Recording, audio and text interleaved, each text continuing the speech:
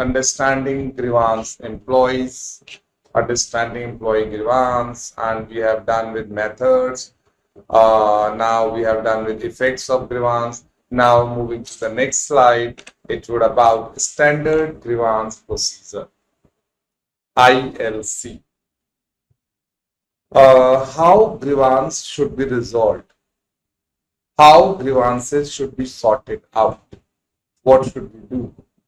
If an organization finds any kind of dissatisfaction or complaint existing within the minds of the employees, then how those complaints should be,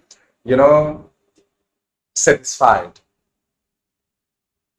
how those should be understood, how things must be counseled, how the people must be convinced, what is the basic reason.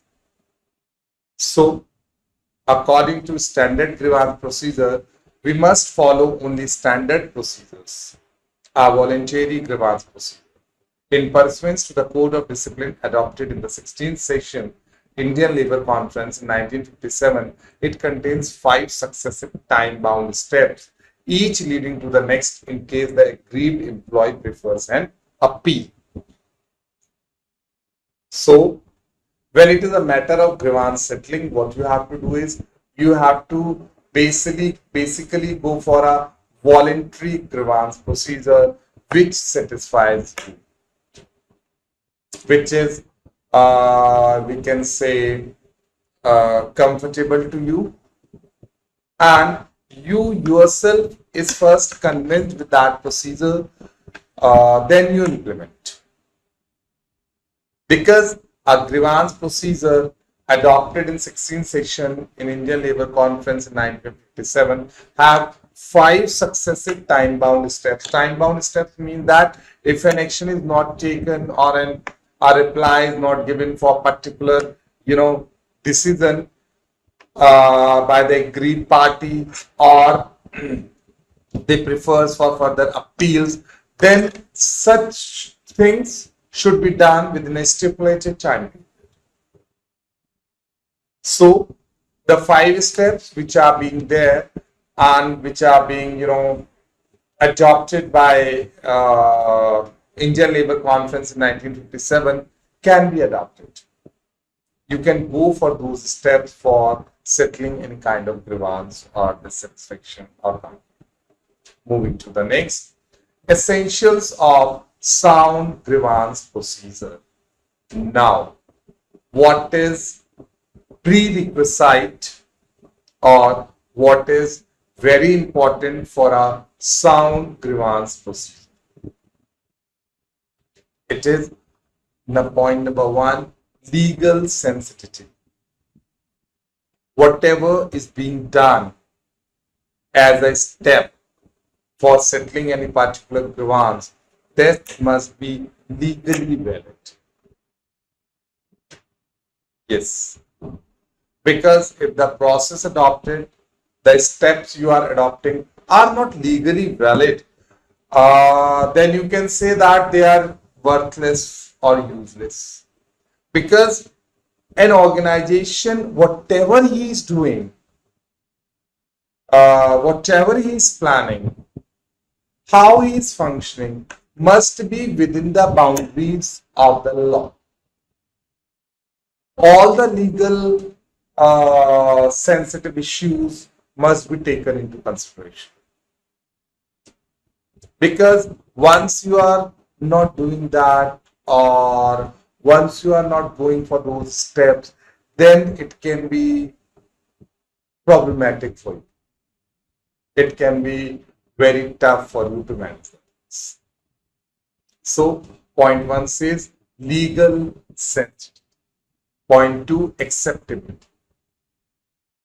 A sound grievance should be designed in such a manner that it should be accepted by everyone, both the parties, all the employees, and the law. Both must accept that particular grievance procedure which is being adopted or adapted by you for sorting out the grievance within your organization. Because if any of the party is not agreed upon, accepting those grievance procedure steps, then you can say settling the matter is not profitable. Only it will be a wastage of time and money, because acceptability is very important, very, very important. The complete process at each step must be accepted, must be accepted. Then promptness, quick action must be taken. Because if you are not taking quick actions regarding any kind of grievance, dissatisfaction, or complaint, then it will linger on.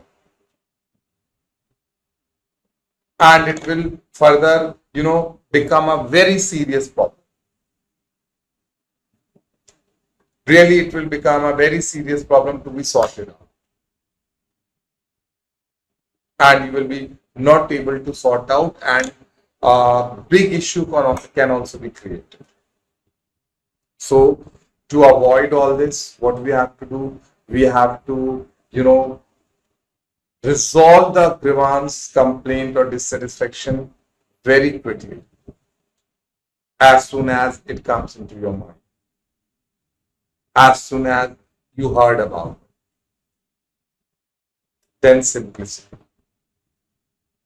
simple, or we can say easy to understand. A standard grievance procedure should be very simple and easy to understand, because any process or procedure which you are designing or framing, if complicated, it will be very difficult to apply or implement, and the person who is into implementation will also be totally disturbed. So we should design or frame such a grievance procedure which is very simple and easy to understand. All the steps are linked with each other. A layman can even unable to understand, because don't think that whatever you are designing will be used by an expert only. Sometimes a person who does not have expertise in that particular field also work on that, and we have to keep this in mind, because attention is very important. Concern for a particular, you can say, aspect is very important. Now, next, training. Proper training should be given, and your grievance procedure must include a column for training. Because if your grievance procedure is not including a column for training, that it means it is not including a column for, we can say, improvement. Because every time it's not compulsory that you come up with the grievance which is sort out without any training section, without any training program. Because if your grievance procedure is not having a column for training, then it can be a problem for the concern. Point 6, follow feedback. Proper feedback should be taken. Proper review should be done regarding what we have done in our grievance procedure. Because if the complete task of grievance is not being revised or reviewed, then it may happen that we may leave some problems with it. Because we must, many times it happens that moving from one step to another, another step to another. In between, we have some gaps. And if those gaps are left unfilled, then it is a serious problem. Because if those gaps are left unfilled, they become more wider and wider. And what we have to do is don't have to. So these were the 6 points which are essentials of a sound grievance procedure: legal sensitivity, acceptability, promptness, simplicity, training, and follow-up. Moving to the next, these are the assignment questions. You people can have, a look on these questions and you can study these questions because they will be helping you out in your revision aspect. Moving to the next, performance appraisal, because performance appraisal is also very important. So let's go to it. What do we mean by performance appraisal? First of all, I will be discussing about performance appraisal meaning, because every topic when being start, it should first clarify the concept and meaning. When you are talking about the meaning of performance appraisal, then we can say a technique through which what we are doing, we are evaluating the performance of our employees. Because if employees keeps on working and their performance is not evaluated or appraised, then there is no scope for improvement from the point of view of the employee. Why they will improve?